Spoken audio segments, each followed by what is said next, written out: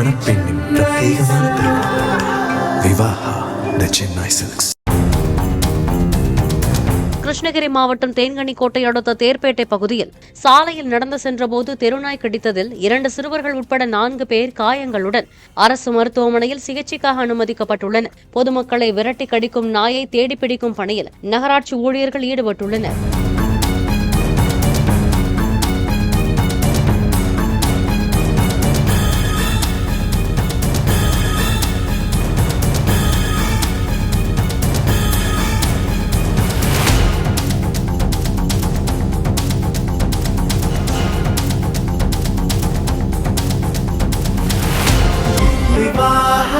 மணப்பெண்ணின் பிரத்யேகமான திருமணம் விவாஹா தி சென்னை சில்க்ஸ்.